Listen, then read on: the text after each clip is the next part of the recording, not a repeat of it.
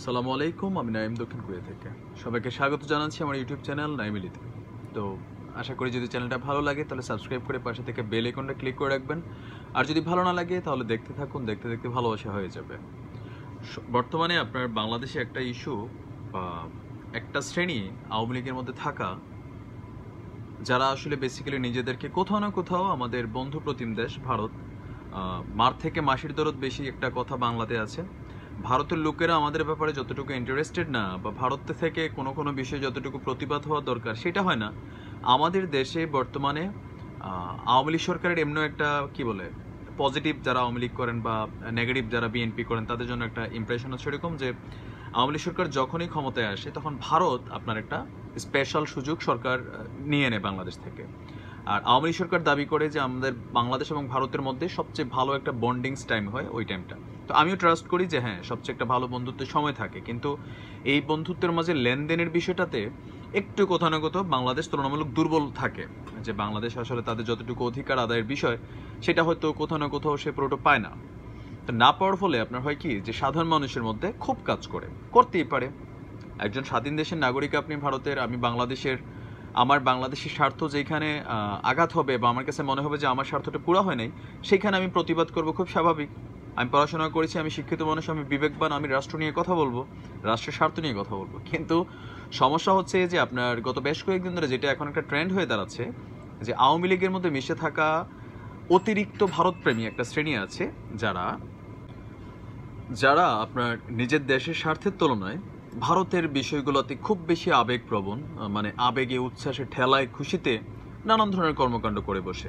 জি, আপনারা নিশ্চয় জানেন যে বর্তমানে বুয়েটে যে একটা আলোচিত হত্যাকাণ্ড, আবরার হত্যাকাণ্ড, যেটার প্রধান কারণ হিসেবে এ পর্যন্ত যেটা আসছে যে ভারতের সাথে বাংলাদেশের দ্বিপাক্ষিক সম্পর্ক নিয়ে প্রধানমন্ত্রী শেখ হাসিনার যে লাস্ট ভারত সফর ছিল, নরেন্দ্র মোদী এবং বাংলাদেশের মধ্যে যে দ্বিপাক্ষিক চুক্তি হয় সেইখানে কিছু কিছু বিষয় আপনার প্রশ্নের সম্মুখীন ছিল। তো সেই ব্যাপারে আপনার যখন ফেসবুকে স্ট্যাটাস দেয়, তারপর তাকে হত্যা করা হয়। যদিও এখনো এটা টোটালি আপনার কি বলে, এটাকে এখনো 100% নিশ্চিত হওয়া যায়নি। আসামিরা রিমান্ডে আছে, নতুন তথ্য থাকলে বের হবে। এখন আরেকটা আলোচিত বিষয় হচ্ছে, খবর হচ্ছে আপনার এনটিভি অনলাইন যেটা আছে, খুলনা জেলা আওয়ামী লীগের কার্যনির্বাহী কমিটির সদস্য ও বিএম খুলনা শাখার সভাপতি ডাক্তার শেখ বাহারুল আলমকে আপনার বহিষ্কার করা হয়েছে, দল থেকে সাময়িকভাবে বহিষ্কার করা হয়েছে।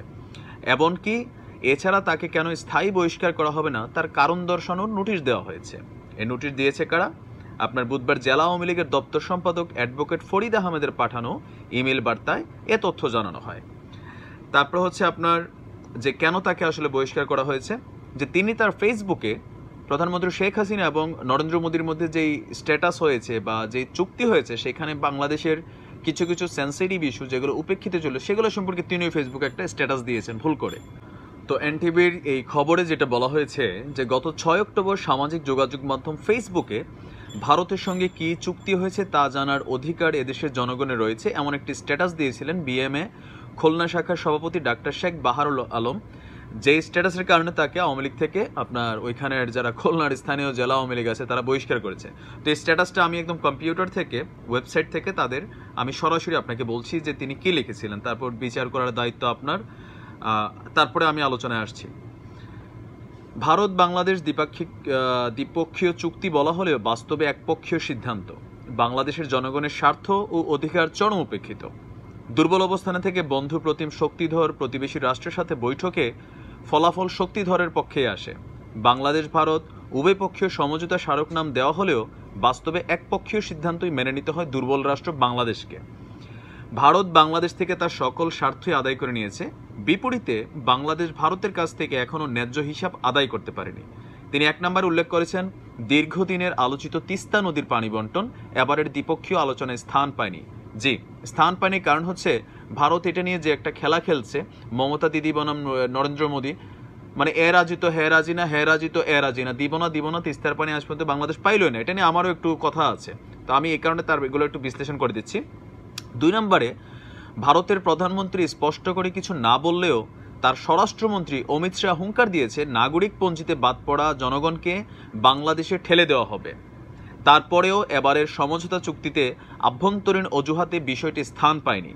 জি, প্রধানমন্ত্রী নরেন্দ্র মোদী যদিও জাতিসংঘের যে কনফারেন্স ছিল সেখানে প্রধানমন্ত্রী শেখ হাসিনাকে আশ্বস্ত করেছিলেন যে নাগরিকপন্থী নিয়ে বাংলাদেশের কোনো টেনশনের কিছু নেই, কিন্তু তারই দলের যিনি সভাপতি অমিত শাহ, তিনি আসলে আবার বলেছেন যে যারা বাদ পড়বে প্রমাণিত হবে তাদেরকে বাংলাদেশে আবার ব্যাক করা হবে। এই ঘটনাটাও এখানে আলোচনায় আসেনি।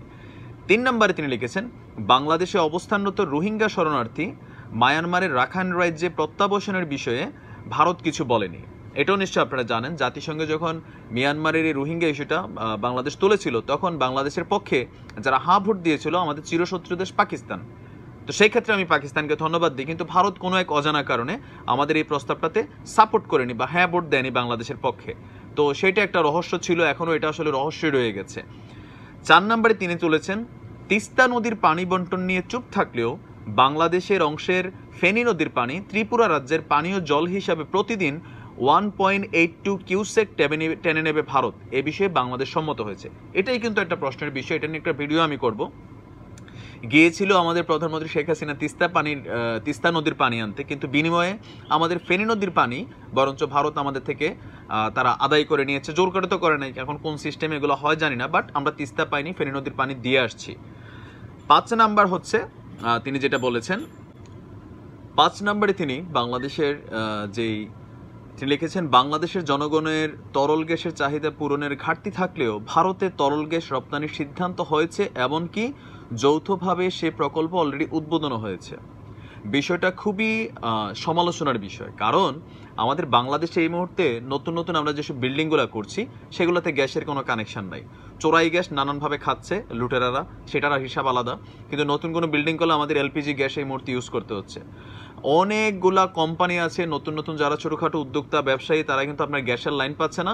ওই গ্যাস কোম্পানিগুলোর আলাদা কিছু মানে ফায়দা পয়সা দিলে খাইয়া খুইয়া তারপর হচ্ছে যে তারা আপনাকে গ্যাসের লাইন দিচ্ছে। ইভেন আপনার প্রতি বছর গ্যাসের দাম আপনার দ্বিগুণ হয়ে যাচ্ছে। গ্যাসের মানে এক সিঙ্গেল চুলার বার্নারের গ্যাস ডাবল হয়ে যাচ্ছে, বলতেছে গ্যাসের এইটা সেটা। তো বাংলাদেশের ভিতরে যখন নর্মালি একটা জিনিস রপ্তানি করা হয় কখন, যখন ওই দেশের আভ্যন্তরীণ চাহিদা মেটানোর পরে অতিরিক্ত থাকে। আপনি উদাহরণ আনেন যে ভারতের পেঁয়াজ, ভারতে যখন আপনার পেঁয়াজ রপ্তানি করা হইলো, যখন আপনার বন্যাতে ক্ষতিগ্রস্ত হইলো, নিজেদের প্রয়োজনে তারা কিন্তু আউটে রপ্তানি অফ করে দিছে, তারা কিন্তু সেই রপ্তানি কন্টিনিউ করে নাই, তারা তাদের নির্ধারিত প্রয়োজন রেখে বাকিটা রপ্তানি করবে। কিন্তু বাংলাদেশের ক্ষেত্রে আমাদের উল্টা হয়, ঠিক আছে। 6 নম্বর লিখেছে, চট্টগ্রাম ও মংলা বন্দর ভারত কিভাবে ব্যবহার করবে তা নির্ধারিত হলেও বাংলাদেশের জন্য ব্যবহারযোগ্য ভারতের কোনো বন্দর সেই তালিকায় ছিল না। ঠিক সেম একটা স্ট্যাটাস বুয়েটের আবরার কিন্তু লিখেছিল, এই কাছাকাছি একটা স্ট্যাটাস, যে এই যে বন্দর নিয়ে, মংলা সমুদ্র বন্দর যেভাবে উৎপত্তি হয়, সেখানে আমরা দেখেছিলাম যে 1947-এ যখন ভারত এবং পাকিস্তান আলাদা হয়, তখন পাকিস্তানের পক্ষে, তখন পশ্চিম পাকিস্তান পূর্ব পাকিস্তান একসাথে ছিলাম আমরা, তখন আমাদের কোনো বন্দর ছিল না। ইভেন ভারতের যে কলকাতা বন্দর আছে সেটা আমাদেরকে ব্যবহার করতে দেয়নি, যার কারণে আপনার মংলা বন্দরটা ক্রিয়েট করা হয়।